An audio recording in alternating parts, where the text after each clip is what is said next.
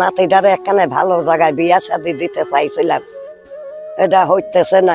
প্রিয় দর্শক, আসসালামু আলাইকুম। দেশ এবং প্রবাস থেকে আজকের ভিডিওটা যারা প্লে করছেন আপনাদেরকে বিনীতভাবে রিকোয়েস্ট, স্ক্রিনে যাদেরকে দেখতেছেন তারা খুবই অসহায়। তো আমরা চলে আসলাম কিশোরগঞ্জ শহরে। এখানে আসার মূল কারণটা কি, পুরো ভিডিওটা না টেনে দেখলে হয়তো বা বুঝতে পারবেন। আসসালামু আলাইকুম। ওয়ালাইকুম আসসালাম। তোমার নাম কি? শান্তনা। তোমার দেশের বাড়ি কোথায়? শেরপুর ঝিনাইগাতে। শেরপুর ঝিনাইগাতে। উনি কি হয় তোমার? নানি। তোমার নানি হয়। তোমার মা বাবা নাই? না। তোমার নানির কি কোনো ছেলে মেয়ে নাই? ছিল একজন। এখন আর নাই? না। আচ্ছা আপু, তোমার কত বছর চলতেছে বর্তমানে? 18 বছর। পড়ালেখা করছো? না। কেন করতে পারো না কেন? টাকার লেগে। টাকা পয়সার জন্য। উনি কি হয় তোমার? নানি। আচ্ছা, আসসালামু আলাইকুম নানি। আসসালামু আলাইকুম। কেমন আছেন আপনি?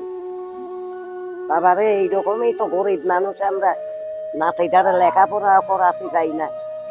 এই পাইয়ে চিন্তাই নেই নে, নাতিটারে খাওয়াই, নাতিটার মা বাপ নাই। আচ্ছা, আপনি তো ওকে লালন পালন করতেছেন। হ্যাঁ হ্যাঁ, এখন এই আপনাদের ইনকাম কেমন হয় প্রতিদিন? ইনকাম নাই বাবা। আগে তো অনেক টাকা ইনকাম। হ্যাঁ আগে হইতো, এখন আর ইনকাম নাই।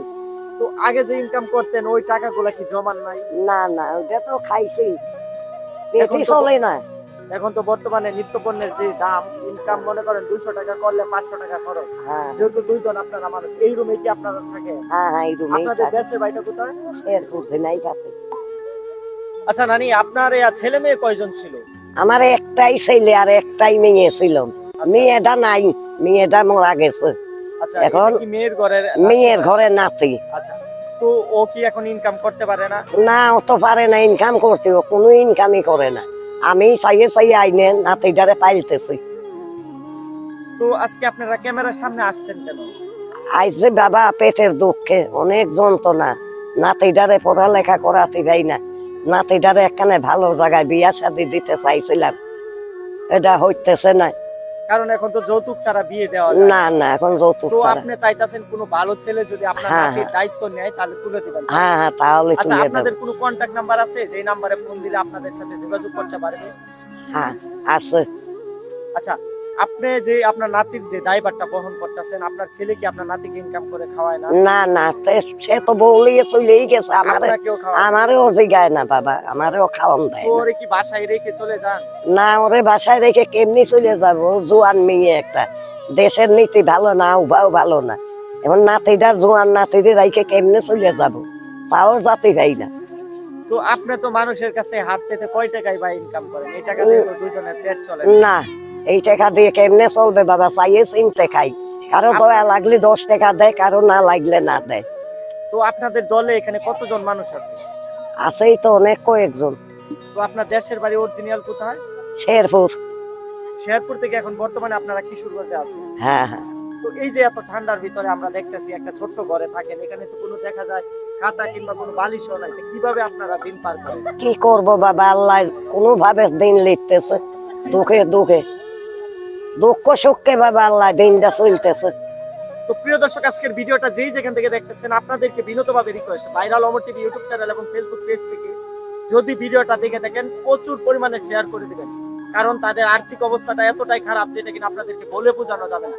এখানে দেখতেছেন এখানে অসংখ্য মানুষ আছে যারা কিনা ছোট ছোট ঘর, এই যে ছোট ছোট বাচ্চারা নিয়ে জীবন নির্বাহ করতেছে। কারণ তাদের যে জীবন কতটা কষ্টে কাটে তারাই ভালো জানে। আপনাদের তো জীবন বেশি বেশি কাটতেছে, হ্যাঁ জন্মের পর থেকেই তো এখান থেকে ওখানে ওখান থেকে। হ্যাঁ হ্যাঁ হ্যাঁ, এই কারণে চাইতেছেন আপনার নাতিকে একটা ভালো ছেলের হাতে তুলে দিতে, হ্যাঁ হ্যাঁ হ্যাঁ, যাতে আপনার নাতিকে 3 বেলা 4টা ডাল ভাত খাওয়ায়। হ্যাঁ হ্যাঁ। তো প্রিয় দর্শক, আজকের ভিডিওটা যে যেখান থেকে দেখবেন যদি এদের সাথে কেউ কথা বলতে চান, এদের স্ক্রিনে দেওয়া নাম্বার একটু যোগাযোগ করবেন।